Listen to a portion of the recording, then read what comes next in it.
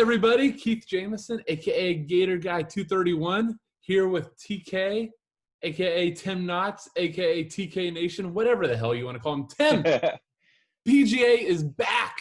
Oh, man, I'm super thrilled. This is my favorite sport. Are you so excited that you have to put on headphones to contain yourself? Yeah, I have to make sure I'm not shouting into the screen because I absolutely love PGA contests, and we finally get my golf back. I'm streaming at least a few times, so it's. I'm not gonna blow it, but I have a song planned later for one of our plays. So. Oh boy. I've got the land shark ready. I'm primed. I'm ready to go. Is that going to be Greg Norman? I can't tell you. Shark. I've got to see the TK reaction when it happens. No, perfect.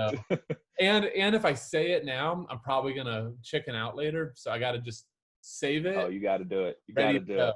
And now it's recorded, so I can't get out of it. But yeah, anyhow, you have to. Some of the biggest PGA contests we've seen ever.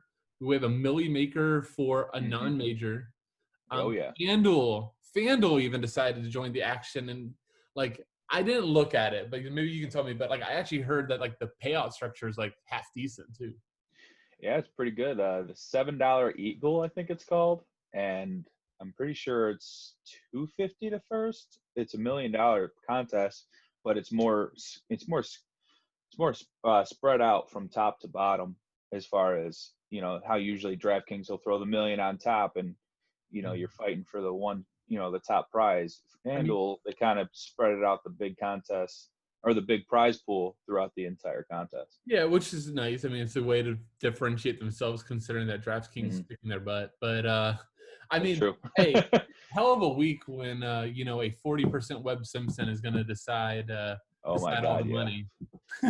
Yeah, he's the cash cow this week for. So anyhow, let's start this off by talking. Why don't you break us down? So if I didn't say it already, Tim's the head of PGA content for Fantasy Sports Insight. So Tim, why don't you kind of just give us an overview of the course and kind of maybe the stats that we're looking at to target our players? So Colonial Country Club is in Fort Worth, Texas. It is a 7,209-yard par 70. It's got low-hanging, tight tree-lined fairways. So it's going to be pretty hard to get out of those tree lines if you're buried in them, like my golf game. Elevated bent grass greens with short dog legs, and also some of the smallest greens on tour. So I correlated that with Pebble Beach, which is also another course that has very small greens. This is more of an accuracy course than it is a distance course. So a lot of past champions have been plotters and putters, guys that can get up and down for par. The winning score ranges from, -8, 9 to -20, depending on how well the course conditions are, which I looked at the weather this week, and it looks like we have a heat index of over 90 for 4 straight days, with about 9 to 10 mile-an-hour winds for 4 straight days, a little bit of a windier Sunday. So it's going to be dry conditions. There's going to be a lot of run on the fairways, and there's going to be some fast greens. So I'm going to harp on a lot of guys with some experience and some guys that you can use a custom stat model with that have fast greens, that are good with fast greens. Some guys that are good on bent grass, not POA. So it's going to be a lot of things to figure out here. Yeah, what were you going to say? I know. I like where you're going with that. So, what are a couple of the top stats? And then I can give my take, which will throw all your stats away. Yeah. I did do strokes gained off the tee. I know that's an unpopular opinion this week because of the length, people are saying you don't need to be far off the tee. Well, I think you need to be able to gain strokes, from the middle of them. So I'm going to go with strokes gained off the tee. Approach around the green, I did scrambling. Fairways gained. It's really important you stay inside the fairway this week. Proximities was 150 to 125. My par 4 was 350 to 400, and I really did put a little bit of emphasis on strokes gained putting this week. Which I agree with all those, and kind of for those that don't subscribe to models that aren't gonna be in our Discord chat. First off, join. We're free this week. I'll have the link at the details, but join, talk to Tim, not only is he going to be doing the classic slates on DK and FanDuel, but every single showdown is covered too. So it's all free this week on fsidfs.com. So make sure you join.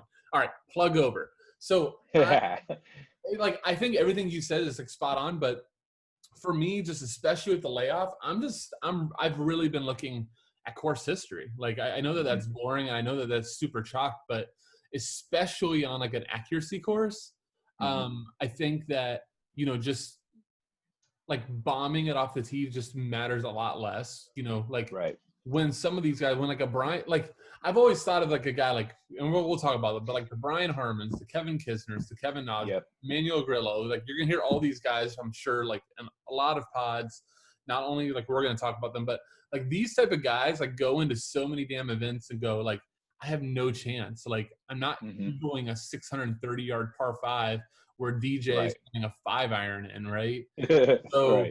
So like, you know, they kind of have to weigh their own stats and go like, I really like a top 15 here would be great, versus they come here and they go, you know, I can take this. So I think that like course history, these guys that know the course, that have a constant like track record of, you know, top 10ing, you know, sweating on Sundays, I think that makes a ton of sense, especially when we can.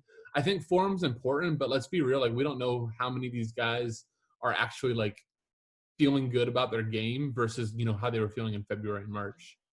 Right. Like that's the thing. We had 3 months with no competitive golf, and some golfers didn't do anything in the swing season. Like Rory, I think, hasn't played a golf event in 5 months. Well, and let's be real, like a guy like Rory, and I mean, hey Rory, if you're watching, Secondly, get to practice. Like, but like, I think of a guy like Rory, or even like Brooks Koepka, who like flat out admits that he doesn't really enjoy practicing. Like, that's the kind of guy where I'm kind of looking and going like, you know, how committed are they, or are they just kind of warming up for the next few events that they consider more important? Versus, like I already mentioned, like Harmon, Grillo. Like I keep mentioning them because they're going to be guys I like. But guys that are like, spoiler alert. But no, but like let's be real, like oh shit, like I have a chance this week, you know? Right. Yeah, I mean, I think the last 10 winners, I think there was only 2 under the age of 30. So there's a lot of experienced golfers do really well at this course. I think it's because it's got to have a high golf IQ. And like I could be like missing a name, but like outside of Justin Rose, they don't exactly come off as like guys that, you know, are sweating majors. Right. Yeah. Like Chris Kirk won this event 4 years ago. It's like who? I brought it. Like I'm spoiling the secret, but Kevin Na last year. Sure. 4 wins though, 3 in the last 2 years. Yeah, but you never look at that guy and go like, that's a winning golfer. You just always wonder when he's going to withdraw. Well, you always. I mean, is he more known for the 10? What was it in the Valero? Like, didn't he like get like a 10 or 11? And like, course. I'm pretty sure that was. It was not. I know that. We can neither confirm nor deny. But no. If you type it on YouTube, you might find it. But no, I mean, I just think that like it'll be really interesting, especially the Millie Maker. And let's talk about that strategy before we go into players. Yeah. Like I think, especially with the name recognition in this field, you're going to have a lot of ownership that's going to be towards guys that don't necessarily fit the bill. Right. And I was kind of thinking, you know, Ricky would be a smooth pick in the 9K, but now that you say that, it makes a lot of sense that he's going to be popular no matter what. It's Ricky Fowler. He's on commercials, man. Yeah. But can you imagine, like, so here's what I think will be really interesting is like when you compare cash ownership, where, you know, a lot of like the sharper people, the people that are, you know, watching videos, listening to pods and everything like that, they're on web, you know, and like we're joking that web's going to be super chalk, but then you flip over to the Millie Maker and like that's where me and you were talking beforehand. But, you know, we have so many of these people, like we got to make an ownership play. We got to do leverage off the ownership. Sure. And then on Thursday morning at 7 a.m. when we wake up and we're like, how the hell was Webb only 25% in the Millie? Right. Yeah, he's 50 in cash and maybe touches 26 in the Millie Maker. And like 75% in like the $25 or $50 single entries, but then a third of that in the Millie. So that's where like I think a lot of people, when we talk about like leverage and stuff, we can almost overanalyze it. Mm-hmm. Big thing for the millionaire maker strategy is that you take what you've learned from cash game builds, like what you're saying with Webb, how you start from that 9K range. Everybody that starts in that 9K range is probably going to fill in another 9K player or maybe a high 8. So they're trying to fit as many of these studs in as possible, and then they're going to stake around like the 7K range, and they won't dip into the 6K range. So Right. most of our that's going to be a very popular roster construction. So every million maker lineup that doesn't have Rory, Rahm, JT, it will likely will start with Webb or start with Ricky, and it'll filter out with another 2 or 3 stud build. So I think a more contrarian build this week, and it's something I like to do for million maker contests, is I like to start in the 9s, but then I also like to dip into the 6s. So like that's popular.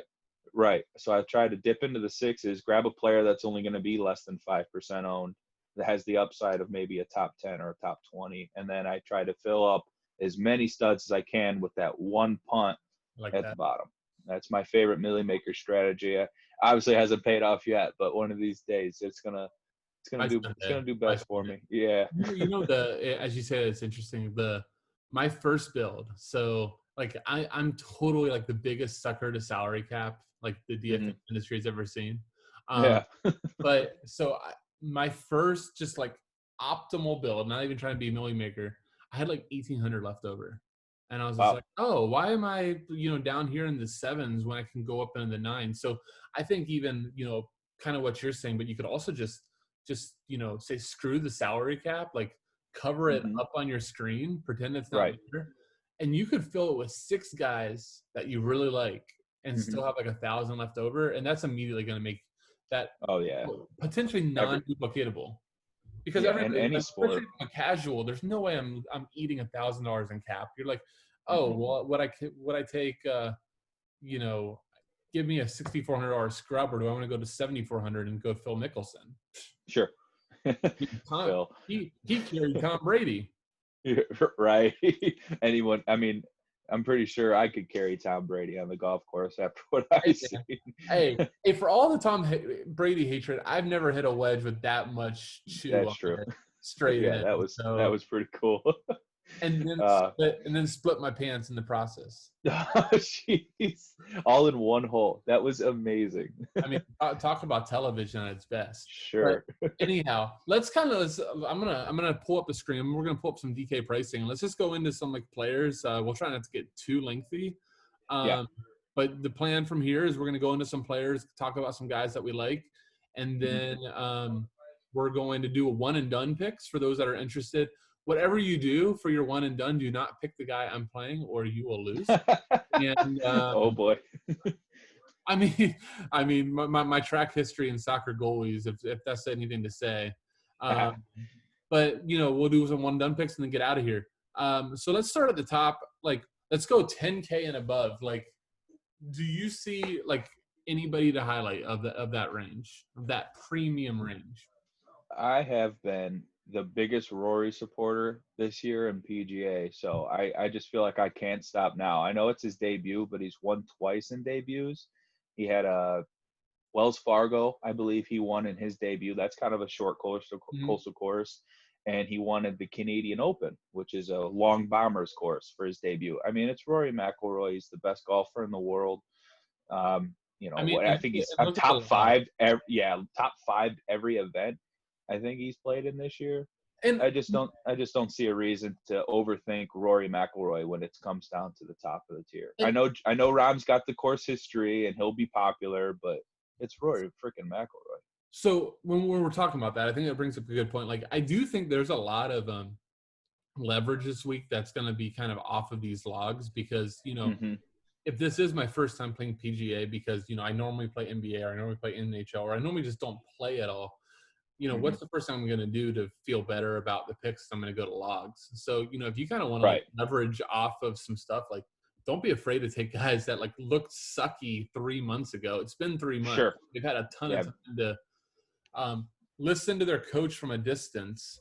For sure. And maybe watching their kids. I mean, they got a lot going on. It's just I'm just saying, like these guys that really care. They've had tons of time to like figure it out. So that's kind of going to be one of my things in GPP is maybe some guys that look like they had some pretty bad like recent form. Can we leverage him off? So I obviously I agree. Rory is like the best golfer. I do think like I liked Bryson in this range. That is going to be super low owned right off the Here's bat. my reason. So this is a terrible reason. Like everybody's going to get used to it. We're going to be doing this every week. And Tim's going to have like the correct way to break stuff down. And I'm going to have like some weird ass routes. So here was my thinking. Like, we need some weird routes here. Well, Bryson's a geek. He's all into science and Twitch streams, all of it. Yeah. So what is he doing during a quarantine? Like he's not like on like Twitch or what's the new one? TikTok. He's not like his dance moves. He's in the lab. He's like finding his spin rates, and now he's about to like show us some crazy stuff, like a driver with the same length as a wedge, and he's still gonna bomb at 350 yards. So I don't know, like I've been a big Bryson fan since like his debut at the Masters. I remember I had a ton of him in the Millie Maker. I remember that. Yep. Like, really well, and I only think it was because of like that E60 on him. Yeah. Oh yeah. The science golfer. Like E60, even though I remember that. But even though he's long, like he feels like the type that can totally just decide to just take some off. He's not gonna like. He is gonna overly analyze the course, but that could work in this type of situation. So I just think that that's a chance, especially when you look at this fantasy points per game, right? Like, why would I go for Bryson up here when everybody else is there? So I think it's more of a GPP move, but. Definitely, I like it. I just for the record, I mean, he probably will win, but I'm not really finding myself much on JT at all. Like, I definitely like JT on Bombers courses. I don't think he never comes off as the type to me that's like good at like taking his foot off the gas. One thing I like about JT real quick is that he loves to come. He'll like every year he starts in Hawaii out with a with a big bang. Like he's won Sony Open twice, I believe, and I think he won. I think he won Waialae this past year. I'm not entirely sure on that. It's been so long, but he can come from out of any layoff and win. So JT does have appeal for that reason, and I mean, can't knock the stats too. He's what? He's fifth in my rank over. Yeah, he's fifth in my rankings over 24 rounds, and then I think in over 100 he's fifth too. So okay, he's gonna have stats to back up the. I can't ever just mojo. I just honestly for especially cash I don't think you're in this range. So let's why don't you explain to everybody why Webb's so chalk? Well, Webb's gonna be chalk because it's like he's unconscious. He's like 5 top 10s in 6 events. Like this is Webb Simpson we're talking about. Like 3 years ago, this guy couldn't stick a putt, and all of a sudden he wins in a playoff at Phoenix, and he's just gone on this incredible run. You know what it was? I think he won the Players. He won the Players a few years back, and he's just been playing as one of the best golfers in the world, and that's crazy to think. Webb Simpson, why? I mean, he won a U.S. Open a long time ago, but nothing since. And then since that Players, he's been on a tear. He's going to be chalked this week because his affordable price, his recent results, and he has very good course history from what I'm remembering on my notes here. Where is Simpson? Yeah, it's 5th and a 3rd in the 5th.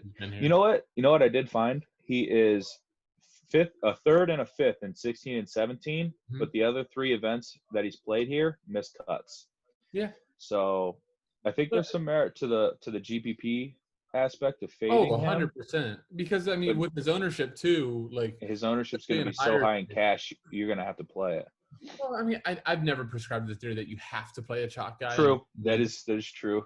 Unless he wins, but yeah. I mean, the reality too with Webb is, he's the type of guy that we do enjoy when we get accuracy courses. So just kind of everything aligns for him here. 9K range. You kind of already talked about Ricky. I wanted to bring up. I think Patrick Reed's interesting.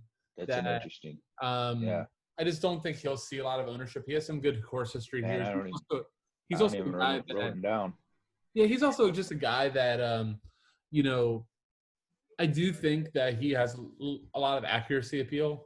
So just I Really guess I'm good coming scrambler. hot with stuff, but in plus two, like in this range when you see the likes of Koepka, Fowler, um, Dustin Johnson, and then Webb Simpson being talked up on every podcast, like I Yeah. think like this M Reed and Morikawa range just goes unlooked, especially with Rose right It's below them. gonna. Yeah. And Yeah. Rose, like, we're not going to really talk about him, but I mean, he's a former winner here, so I think he's going to make a lot of sense too. Yep. Well, you got the high eights too. I mean, Yep, I was just Woodland. going to go down to that. So let's talk about. So this is like, let me tee us off here, but I think this is going to be the range where, especially in cash, you see two to three plays at least in almost every lineup. That the quote unquote sharp lineup. Yeah, they're going to go from the cash standpoint. They're going to build from Webb to straight to this low, the high eights, low, maybe not low nines. They're gonna try to squeeze in two high eights, like you said. Finau, Woodland, Rose, if they can stretch to Rose. Kuchar, I don't know. He's more of a cash game player. Yep. But I think from what I'm gathering, he's GPP ownership could be pretty low, which I like because I'm probably going to be heavily invested in Kuchar this week. And why is that? Like I'm with you, but kind of Cooch is 12 appearances, 3 top 10s, 5 top 25s, runner-up in 2013. This is a guy that basically golfs every weekend for a top 10, and he hasn't had a paycheck in like 2 months. You got to think he has just been dying to get on the golf course and just win money. That is what he's done. We know his cheap ass needs money. Oh my God, yeah. So I am all in on that aspect that Cooch is dying for a top 10 paycheck. So I'm at 8,500. That is like my price for him that I really like. I think he's chalk and cash. Maybe you're right that maybe he doesn't will get be the ownership, but right. I think he's chalk. People always pivot off him in GPPs. They do.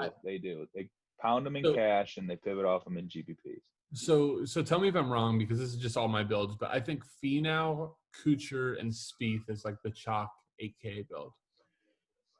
It could be a toss. Like here's where we get into like the 2v2s of cash. I think Woodland and Finau are going to battle a lot of 2v2s for heads up and double ups. I think there's a couple of routes in the 7K range and then in this high 8K range that leads you to either one of those two. But I think Kuchar will probably be a cash game staple. Rose could probably be a cash game staple, which is crazy. He's 9K. He's 40 to 1 odds. If you're a betting man out there, that's nice. There is some juicy numbers on Justin Rose to win, a former winner. If you're looking into that kind of aspect of DFS golf, I think I settled on Woodland today. I was going back and forth between Gary and Finau and Cash. I know Finau was a runner-up last year, and in 16 rounds, he's got a 68 scoring average. It's really good for this course.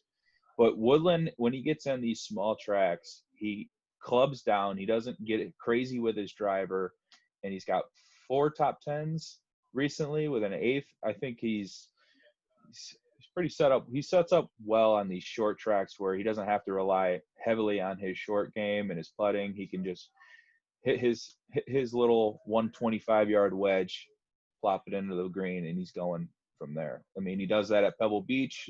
He won the U.S. Open at Pebble Beach with tiny greens, so I know he can hit tiny greens. I'm going to be going with Webb and Cooch as my main 2 players from the 8K range. Yeah, I like that. I personally like this is just cool. I'm big on Finau. I just think perfect. Well, I mean, obviously the course history, like I told you, that's like where I'm heavily weighing, but yeah, he's just always been the type to me too that like when he gets the putter rolling, like if you watch if you watch this guy, like he's like one of the guys that like if somebody shoots a 57 at some point, like in the PGA, like and then you tell me it's Tony Finau, I'll go, oh, okay, that makes sense because he just like when he's going, he just fires at everything. I don't know. I was a big break fan too, so I like remember him on that show. Tony the Tiger. He looks awkward putting, but yeah, I mean, he looks awkward on it, but I mean, yeah. When you watch everything else he does, though, you're just like, man, golf's easy. it is for him. He could pop his ankle out of place and still play the Masters in top 20 of the event. That was something else. So I think the other name we have to say, I think there's some really good GPP plays in here too, just from owners. Shane Lowry won't be owned at all. Scotty Scheffler, who's been one of the hottest players on tour, like, hottest given like a 3-month break, but he won't be owned at all. He's been playing a lot of mini tour events from what I've gathered. Scotty Scheffler. He's been winning them too. Jason Day, like, I don't know what to do with Day. Well, maybe his back has been healed, but I mean, again, that's the thing. One of the best talents in the world, and at 8,100. Now he hasn't had his irons in like forever, but the guy has an immaculate short game, and that's something. Oh, something I wanted to mention I failed to in the start. There's no grandstands or patrons, right? So the rough is going to be a little bit longer around the greens, and it's going to be a little bit longer when you miss the greens. So someone like Jason Day, who has no problem getting up and down, from a tall rough or from a bad lie, is something that it should be heavily weighed on your decision when deciding between someone like him or Scotty Scheffler, who's been playing on resort courses and mini tour golf events. So that's where I'm at. Like, I think it's going to be such a dried out course. I'm going to need guys that can save bogey or save par rather than score triples. Yeah. And I think that's a good one too. So like in this range, I personally think that Jordan Spieth is going to be the chalkiest of all due to name recognition, which is crazy, but I'm gonna eat it too. I think in cash, I at 8K, it's really hard, especially when you get in the fact that he does have the chance. Like, Jordan Spieth is known as a hard worker too, so for sure. This is his hometown. Yeah, I think. I mean, like, if he showed with a missed cut, I would be. I kind of would be too. He has so 6 top 15s at this event. That's the thing. The history is there. Wow. And if you and correct me if I'm wrong. Before this, I didn't know the best job of following, but what I saw was just he was really struggling with the driver too. And this is he doesn't have to use it. Yeah, and this is a course where if he wants to put that think about the time when we used to be able to fire Henrik Stenson a ton when you were he doesn't have to pull out the driver at all. That trusty 3-wood. And 3-woods. Yeah. It was immediately at the top. So I kind of feel that same way with Jordan Spieth here. Just because we're getting long, let's go down to the sub 8K range, which honestly I think is also just really intriguing because there's some great options. I think the likes of Berger, Nah, Kisner, Ryan Palmer, Benny On, Billy Herschel. Are you doing top 7K range? Yeah, just this whole high to mid 7Ks, I think, is pretty loaded with guys people like, don't you? Yeah. Kevin Na 76 is going to be pretty popular. Let me pause you. Oh, where you at? Hold on. Kevin Na. Kevin Na. Hey. Kevin Na. Oh, I warned you. I will give you a round for that one. That was good. That's my guy this week. So I was talking about we have this golf pool where we get it's kind of like one and done, but they're done by tiers. And Kevin all the way up in the 3rd tier. And my buddy texts me and he's like, "Man, tier 3 is tough." I'm like, "What are you talking about? That's like the lock." Kevin Na. I go, and that's why he's a lock. Like, when are you? Because this little pool is all about majors. I'm like, what major are you ever picking Kevin Na in? The answer? Maybe the none. British. No. Probably none. Well, that's canceled anyway. If there's wind, he's screwed. Oh, that's true. Yeah, you're not taking that. The British. Kevin Na shows up and he's like, "Oh my God, I can actually win." And Kevin Na has the history when he does show up to these events that he can actually win. He sometimes does it. Yeah. So he's the reigning champ, 7,600. Look at Kevin Na. Do you really think he is on social media and No, he's playing golf. He's playing golf. Yeah, that's all he's here for. Kevin Na, baby. Kevin Na. That's your guy. You're all in. Yes. Tell me why not, Tim. Why not? No, I don't have anything. My favorite thing is from 350 to 400 yards. Now it was first in both 24 rounds and 100 rounds. Well, yeah, because he can't do anything anywhere else. That is just perfect for me to see. That's just it. He's a cash game staple for sure. And on Sunday when everybody's sweating and people are tilting on Twitter, If I would have known Kevin Na was only 22% in the Millie Maker, I would have played him so much more. Y'all just remember the song I sang you. Perfect. I like that. So that's my guy in the range is Kevin Na. I've heard some talk on Berger. I've heard some talk on Palmer. Berger worries me with the bent grass putting. I think he's been a Bermuda guy his whole life. More of like the Florida Bermuda guy, yeah. He's so like the bent grass kind of worries me with Berger because when his putting goes south, it goes real south. So he's more. I think he's a fade for me this week. Okay, I like that. Big time fade for me this week because his iron game was awesome 3 months ago, but that's 3 months ago, and his putting may still not be there, and the irons may not be there. So like a lot of that uncertainty has kept me off picking Justin Berger or Daniel Berger. What about Kisner? Does have some course history, but I also Kevin Kisner's form to me is kind of an issue. I don't mind Kisner. I think my main guy in this 7K. What we're doing, top sevens. Just anything in 7K. Anything in 7K. I got this all. I know you're going to talk to me about Ryan Palmer, so just get it out. Oh no, I was the guy I'm looking for was Harris English. Right here. But Harris English, who I just found out was only 30, which I thought he was a lot older than that. The picture. He's just. I'm like, he's 30, but he's got 7 appearances. He was second in 2016 with 2 top 5s. He did play a recent event at Sea Island in his hometown in Georgia, where he finished second. That was last weekend. I know that means nothing but it just means something. Well. Yeah, it means something because he got a warm-up competitive round in, so it means he made a few birdies. Right. Yeah, and he's kind of like that plotter accuracy guy. He's not like a very long golfer off the tee, but he's very accurate, and he has a pretty decent short game.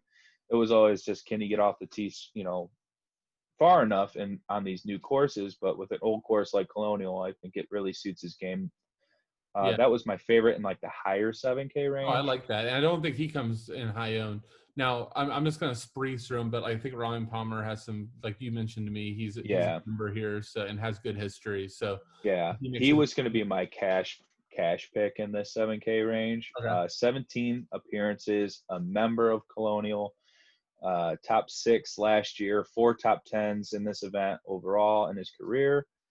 What do you say? He's a member of the golf course, and he's probably had access to it for 3 months. And then a month ago, they told us that they're going to start at Colonial, and I'm sure he's been able to get to the course, talk to his guys, know about the course conditions, talk about how well it's seen rain, and how he has the connections to be able to know where he's got to be on this course. And it's interesting that I found out that he usually uses driver on this course a lot, which I thought, okay, you wouldn't have to use, but maybe he's just so accurate with it. He feels like he can use it to his advantage, knowing where he can be in the fairway.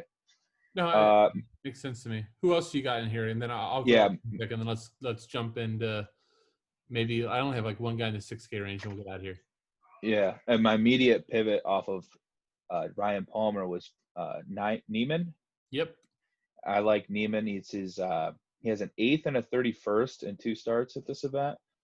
And he's a young guy, so he's not really fitting the criteria I've built with this experienced older golfer. But, in 2 starts, he does have good results. He's kind of a strokes gained approach, I would say just darling. I think he's 6th in the field in the last 100 rounds. I mean, that's 100 rounds with some of the best golfers in the world, and he's 6th in approach. And you didn't even say this, but like pull up a ZK log, cut. Like, ain't nobody gonna. Yeah. Oh, yeah. He was in such terrible form in the last 3 months ago. And I could think like what you said earlier. If you're just going to game log it, they're going to look right over to someone like Neiman. And I think he's going to be one of the perfect spots to GPP pivot off of someone that's been talked up like Ryan Palmer or, Harris English or Kevin Na. I think it's a perfect GPP pivot. I like that. I'm going to get us out of the 7K range so we can make this somewhat time manageable. But I think sure near the bottom level, I think Adam Hadwin makes a ton of sense when you're talking about Yeah. a guy that enjoys shorter courses and more like ball striking and putting. He makes a lot of sense. Russell Knox fits the build to me. Yeah. Um, Corey Connors is another one in that low sevens. And then T8 in his debut, Brian, and then Brian, 31st last year. So I've got to use this bit that I did to you. So like Brian Herman, I think he makes a lot of builds. So That's a chalky pick. I was asking you like, what's the comparable to Brian Harmon? Like, is that like who in the NBA or the NFL? And I think I settled on he's like playing tight end at the flex football, where you're just convinced you're just like, Delaney Walker, like I understand he only got 5 catches for 37 yards, but he was so close to 2 touchdowns. Yeah. If he would have half yard away. If he would have scored 2, Tim, I was sweating the Millie. Oh, right. Exactly. But Travis Kelce with 15 points and Delaney with 15. It's not going to work. Yeah, it's like that pick that you decide that, if he only shows upside, but, jokes aside and no disrespect to Brian Harmon, I think he makes a ton of sense. Good, of course, history. And just, 6 but back to the guys that I talk about that, they show up to most tournaments and the length alone isn't going to let them win. Mm-hmm. You get these shorter courses that kind of like levels the field. So, he comes in with a little bit of extra, mojo that he could win it. Grillo is another guy that I've always liked to get ball striking. Maybe 4 of 4. Yeah, maybe last 3 top 25. Yep, and maybe even like Ches Revy is another guy that I could see. It's another plotter. Yeah, exactly. But one thing about Grillo is he opened last year or 2018 with a 64. So if he starts on the back 9, like I haven't been able to look at his tee time yet. Like one thing I want to mention for Grillo, and I'll just roll into a little bit of showdown strategy for this week, is Grillo shot an opening 64. If he starts on the back 9, he avoids the toughest 3 holes of the course that start in the beginning of the course. Like toughest 3 holes on the course are 3 through 5. Okay. Or like I can't believe what they're called. They have a name. But if he starts on the back 9 in the morning, that's an automatic. I'm guaranteeing that's a 65, 66 round from like Grillo. That. Yeah. And the big thing for sure. Yeah, the big thing for me is avoiding those tough 3 holes to start, getting off the back 9 first, getting into some morning dew because a lot of that course is going to dry out over the course of that 90 heat day. So I'm targeting some AM tee times, some tee times starting on the 10th tee so they can warm up into that tough stretch of holes. Or if you want to flip side that and say, well, if they're so early in the morning, they can get through the tough holes first, and then throughout the morning they can get into the easier holes, make some more birdie opportunities. So AM waves on the showdown slates this week. I like that. Sub 7K, there's only one name I wanted to bring up, and I found it interesting. Kevin Tway has a 19th, 5th, and an 18th here. That was a good find. I'm not gonna lie. I never expected he hasn't fit the bill here either, but just sometimes courses just fit a guy's eye. If you just want, I don't think you need to come down here and cash. I don't see any reason when the build's up. But if you just want kind of that strategy that you talked on the Millie and talk about cut, it's gonna be nothing owned in GPP. No. So I think you can pick worse. Anybody else sub 7K I'm missing before we get out of here? We're gonna do some. I have one that's in the higher sixes. I believe that's Brennan Todd. Oh no, you're not going there. Yeah, Brennan Todd. He crushed it to start the year, or he was crushing it in the swing season. He won twice. First. Yeah. Yeah, he was going off. So it's like someone that can come out of the gates of a long layoff with some steam behind them. I like it.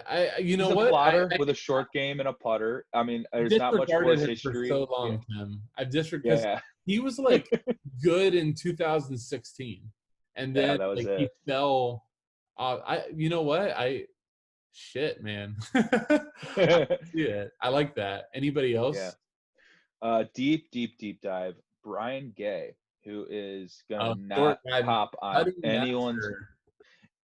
Yeah, he is a short game putting guru. Like players get coached by this guy. He's so good at this stuff.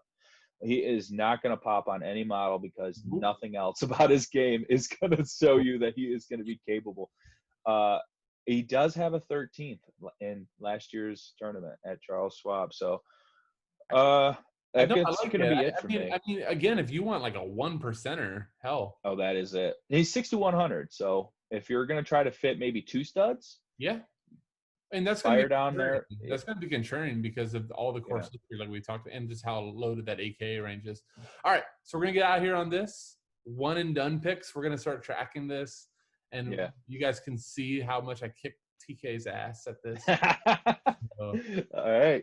So anyhow, I'll let you go first, then I'll get us all out right. with TK. I was going to do Ricky, but after hearing you said that he was going to be pretty popular, obviously this is just one and done. Mm-hmm. But I kind of talked myself into just a Kuchar corner. Okay. So I'm gonna one and done Matt Kuchar and maybe take that top 10 check and let you try to keep up. So I'm gonna go way off. All right. and we're gonna end on this. Na na na na na na na na. Oh, hey, Kevin, nah. Let's go back singing to me on a Tuesday. I love it. Let's go back to back, Kevin. And let's be real. Who in the right mind is picking Kevin on any one and done pool? Well, maybe if they think like you thought, who else? When else are you going to pick Kevin on? When else, Tim? That is the right way to say it. When else are you going to pick Kevin on? Yep. And on that note, we are going to end. Tim, this was fun. I'm looking forward to next week. And dude, man, I'm looking forward to 4 days of sweating. And the great part about DK these days is if you screw up in Classic, you've always got Showdown. Yes, that's right. That's right. All right, buddy. Fun never ends. Good luck, man. Let's crush it this week. Have a good one, all right? All right. See you later. All right, buddy.